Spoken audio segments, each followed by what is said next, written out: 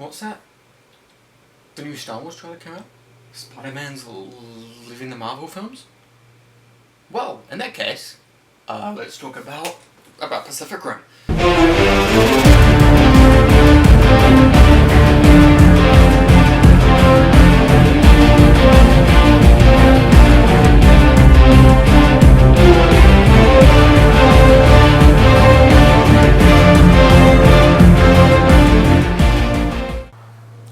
So Pacific Rim 2 is a film that I have heard that a lot of people hate. And yes, there are, I wouldn't agree that it's the best film ever. There are quite a few glaring problems with the film, but I haven't heard anyone actually bring up these problems with the film. So, let's see if the critics do as well, or if they make big sweeping statements about the film. So, going straight into it, our first review today is from Rolling Stone. It's written by David Fair. It's entitled "Monsters, Robots, Mayhem, Boredom, Repeat." He stands out by just talking about the first film, which I feel like, yeah, you should compare it to the first film because this is the sequel. Is it better than the sequel? I honestly don't know. I'd say it's about the same. There are problems with the first film as well. Mainly the lead is very, very boring. But this one also has flaws, so I think it evens out. I wouldn't say one's better than the other. They're both about the same. Yeah, he does mention that as well, that the protagonist of the first film wasn't very good. Which, yes, I agree. I can't remember his name or anything. But people weren't there to see the human character. People went to watch Pacific Rim to see giant robots make giant aliens. And it was exactly what we got. So, some direct quotes now. Pacific Rim Uprising isn't that film. Like a cult classic. It is not much of any film. It's a collection of noises and images and military jargon being oorad at sternum rattling volume.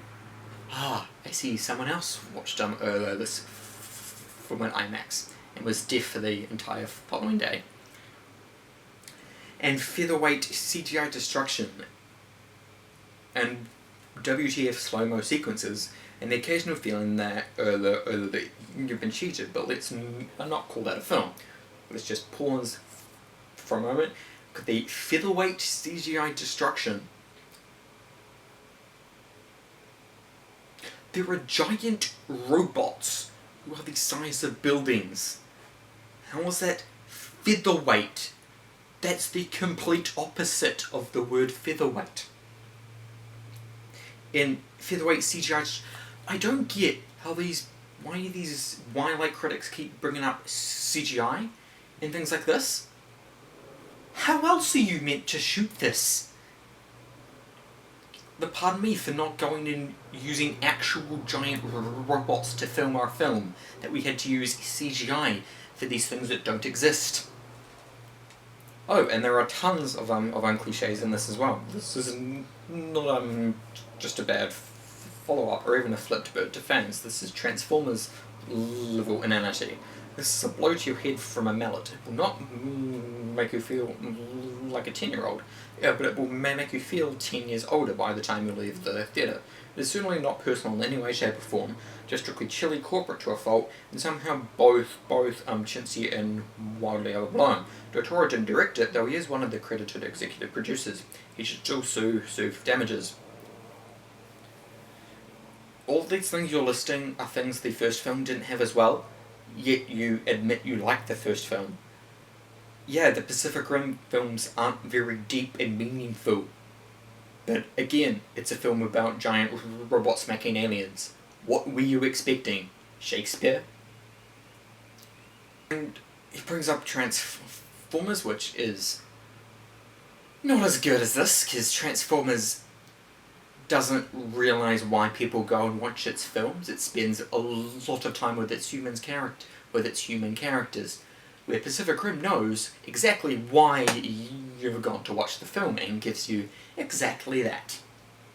So it doesn't need to waste time on the human characters because no one cares, and rightly so.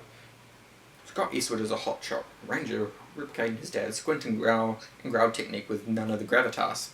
His cadets are a Fast and Furious style multi-ethnic blend that may have been recruited from various military outposts or the Mall of America. Numerous talented Chinese actors show up in bit roles because the original tanked in the US, but to numbers in foreign markets.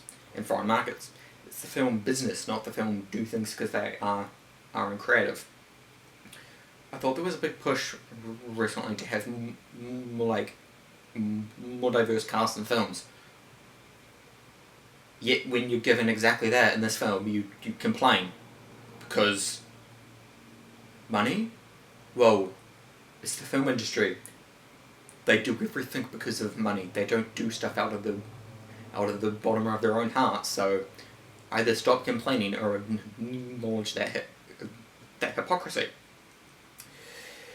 Mentioned Scott Eastwood trying to replicate his dad's squint and growl technique on the gravitas.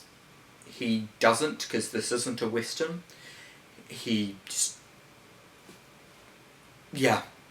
doesn't need to replicate it. Again, with the multi-ethnic blend of other recruits, the first film had that too. The first film had a whole scene where the 6 different Jaegers from all over the world with their different nations piloting them. Are you complaining about that scene in this review? Well, that's right. No, you're not, because you're just purposely going to this film to pick holes, because you're apparently just a fanboy of Del Toro. So yeah, I want to talk about this as well. He talks about the film directors. It's Stephen S.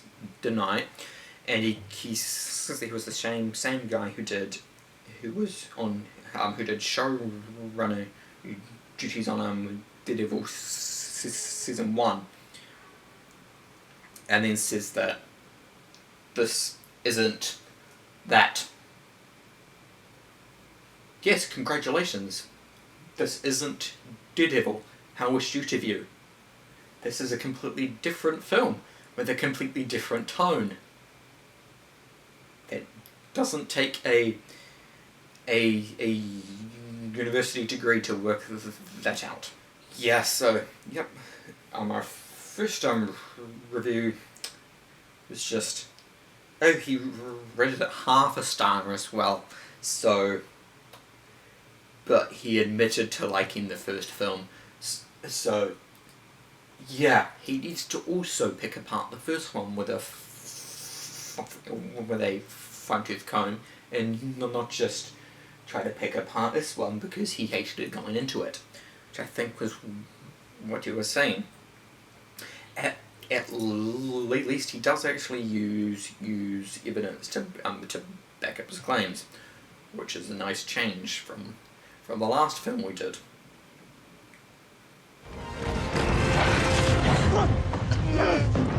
Oh my god. That's November Ajax. Pilots of unregistered Jaeger. This is the Pan-Pacific Defense Corps. Power down and exit your comm pod. No, don't give up. You give up way too easy. That's what they think.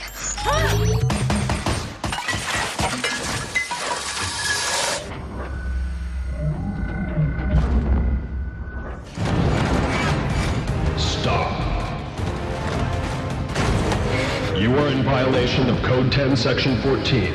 Operation of an unregistered Jaeger. Hang on! I'm hanging on! Hang tighter!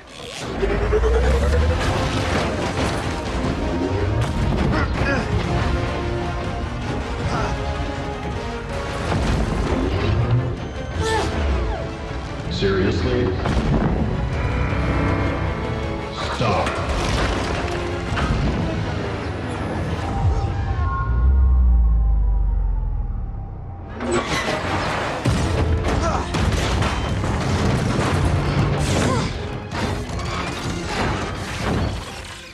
Our second review for today comes from Spectrum Culture.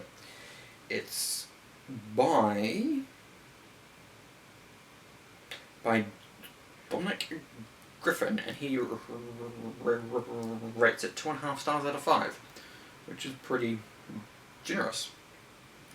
So, as usual, he starts by just telling us the plot of the film, which I thought that the point of a review was to review the film, not tell us what happened in the film. But anyway, he goes, quote, a boy. He goes, quote, "A boy Jaeger is a delight, flexing the leading man charisma he's been building upon since Attack the Block, immediately endearing himself to the audience on pure charm.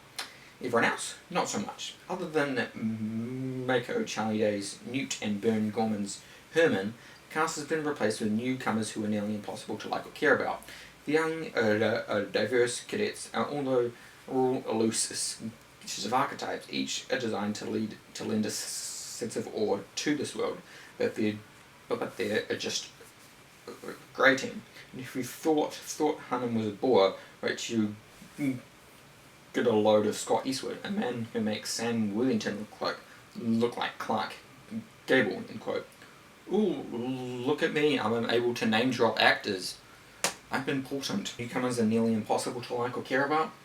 Well, I liked and cared about quite a few of the characters in this film. So do you want to re-evaluate that statement?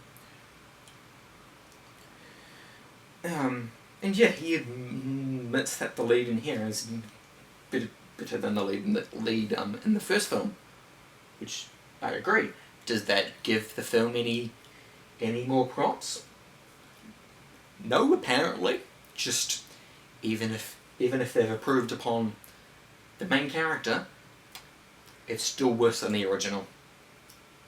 Even though basically everyone else is still, everything else about the film is still pretty much the same as on the first one, but improved.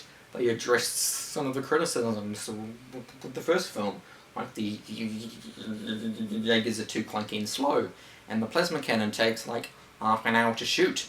Well, they fixed that. The Jaegers are faster and more agile, and the plasma cannon's quicker. They address criticism. What happens? They're still slammed for being a bad film. Getting back on topic, he goes, quote, "The uninspired casting is indicative of all the other the grades on board. Tonight, as a director, brings a clarity to the Jaeger fights that is admirable for a first-time helmet, but is otherwise a massive step down from Del Toro as a visual stylist." That doesn't make sense. You say brings a clarity to the Jaeger fights that is admirable, but then is a massive step down. Which one is it? Like, did he like catch himself saying something positive about the film and go, oh no, I can't say I'm that.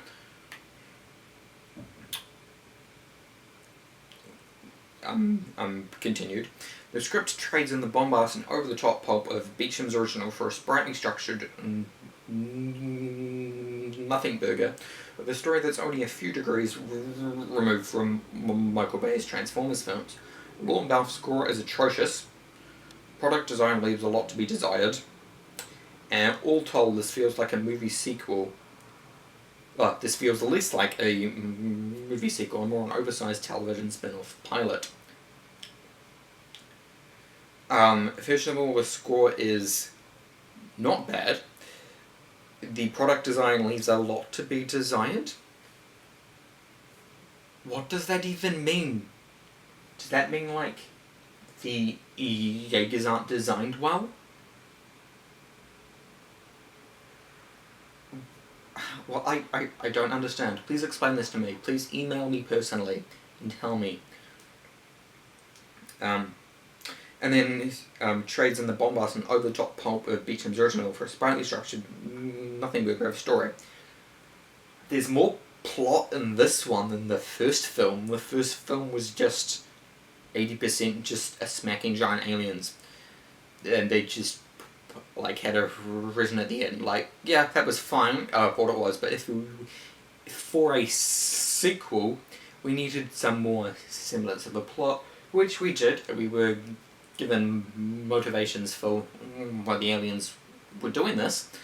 I mean, yeah, it's a terrible shoehorned in reason, but that isn't what you are, dressing here. Actually, you don't have any evidence here. You're just saying, oh yeah, it's a nothing script. Well, can you give me examples of that, please? And he finishes by going, quote, Pacific Rim 2 leaves out almost all of what made the first film special, in exchange for a brutally efficient actioner the studio thought would unconnect better with mainstream audiences.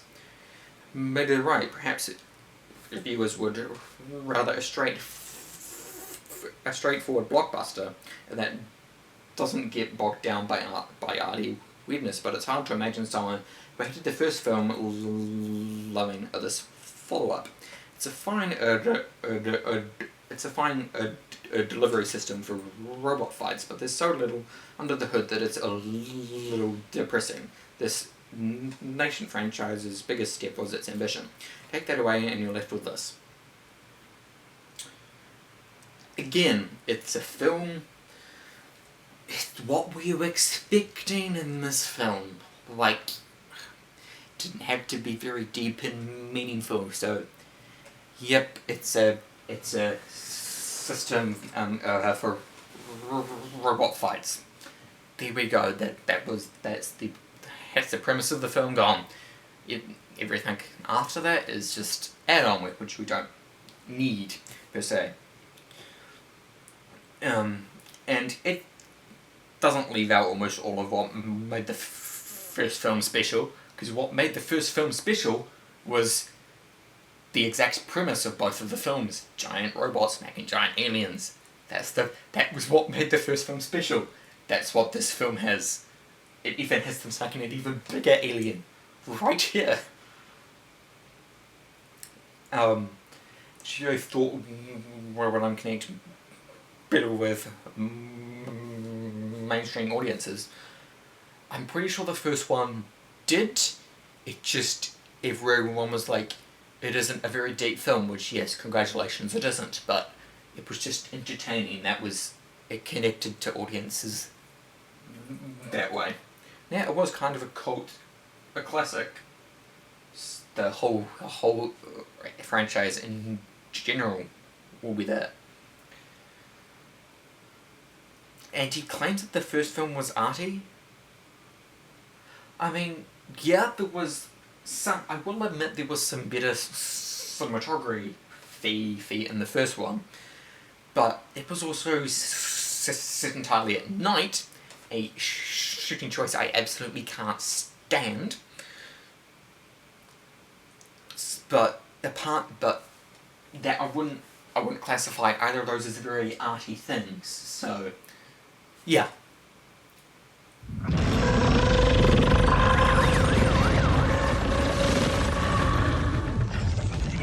All Jaegers, advance and fire everything you've got on my command!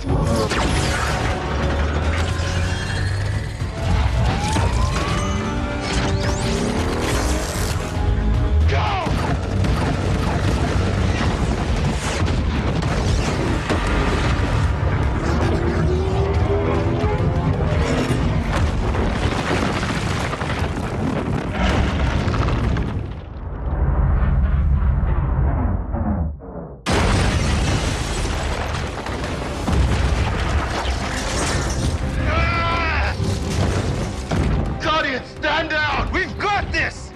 ship! That's an order! You freaking teenagers! Go for the eyes! Which ones? All of them!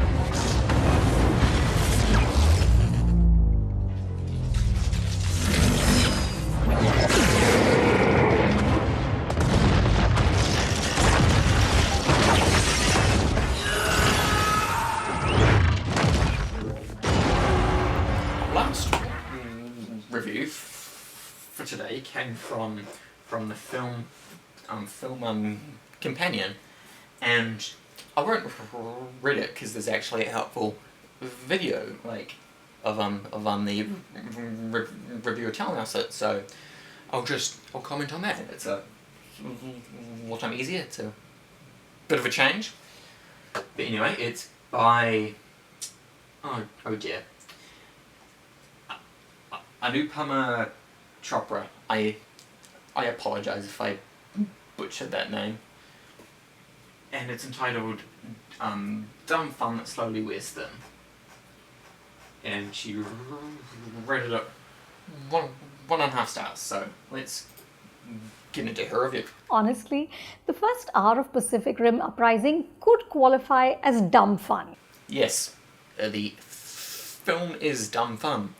Both of the films are dumb fun. That's why they exist. That's their entire premise. They're just there to entertain the audience. Is that a bad thing? Is that a bad thing? A rogue Jaeger unleashes destruction, buildings crumble like biscuits, there is a lot of meaningless sound and fury. A lot of meaningless sound and fury. That defines how you... That depends on how you define the word meaningless. Like, it's motivated, it's giving stakes to the film. That's meaningful. Like, I don't see what if you would classify as meaningful would be in it. It's just, if this situation actually happened, this is what we'd see and hear. So, Keeping it all afloat is the considerable charm of John Boyega, who plays Jake. He's also a co-producer on the film. Boyega, who you of course know from Star Wars, retains his original London accent. As the reluctant hero, he adds a touch of irreverence and humor to the narrative, which starts to make less and less sense. By the second hour, the small joys have worn thin. the film starts to make some less sense by the second hour. You know, by the second hour after the plot twist and after when they explain their plot to you and explain what they have to do. I would admit if you were confused in the first hour, but it's literally explaining to you what happens and what's happening. And you say it's more confusing when it explains it than when it doesn't. Was that actually like the films that were a problem, or was that you not paying attention? I think it was the latter of those options. The characters, apart from Jake, are too bland to matter, and there is zero emotional investment. I mean, yes, Scott Eastwood's character is bland, but the child, the younger one, she isn't bland. She's given a whole flashback and motivations. She's the character that changes throughout the film, and the scientists, again, aren't bland. So, that's pretty much all the main characters, and the other one, and there's Mako as well, who wasn't in the film for long enough. So, and all the ones in the training camp, which I think are the ones you are referring to, not main characters. So they don't particularly have to be engaging. I mean, yeah, it's good if they are, but again, that's not why we didn't go to this film to see side the characters that are really interesting and develop. A frenzied CGI spectacle slowly numbs your brain and sucks your soul out. You wonder, am I watching yet another Transformers movie? You will start to feel a little beat up. If everyone keeps on comparing this some to Transformers, like, the difference between Pacific Rim and Transformers is that Pacific Rim doesn't try to take itself seriously. Transformers does, and fails because of that. And it also misunderstands why people watch it. But Pacific Rim adds in humour and all these stupid light-hearted jokes, because it knows, hey, our film isn't particularly deep, it isn't particularly meaningful, so let's just have some fun while we're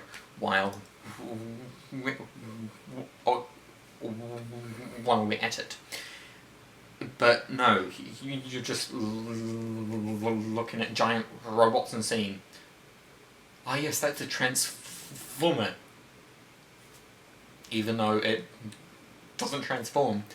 And they're also fighting massive aliens, which aren't in the Transformers films. Is usually the point when fanboys rise up and say, "Auntie, you don't know anything about these movies, stick to Shah Rukh Khan's romances." Well, obviously you don't. And they're not wrong. These are not worlds that I'm familiar with, but shouldn't a film work for everyone, the fans and the freshers? To a point, yes. But if you admit you're not into this genre, you can't really complain about, I didn't find this interesting, and still claim to be objective. That's a subjective opinion that, oh yeah, I didn't find this film interesting. That's a subjective thing. If you say, oh, this film had a terrible cinematography that had failed to capture the scene well, had his arguably an objective film criticism, saying, oh yeah, I'm not into this sort of thing, isn't an objective criticism on the film. That's just, you like different things. I am gathering you into Bollywood films, which is great. I absolutely cannot stand Bollywood films, so I wouldn't go and try and criticize or talk about or like critique a whole bunch of Bollywood films, because I don't know a lot about them, and I'll go into them with I'll go into them without particularly wanting to enjoy them. That's the problem. But if you look into it more, and then if you find out right that genre is interesting, that's when you will start to enjoy the genre. A film is meant to appeal to both fans and the common folk and common moviegoers alike, provided they're still invested in that genre.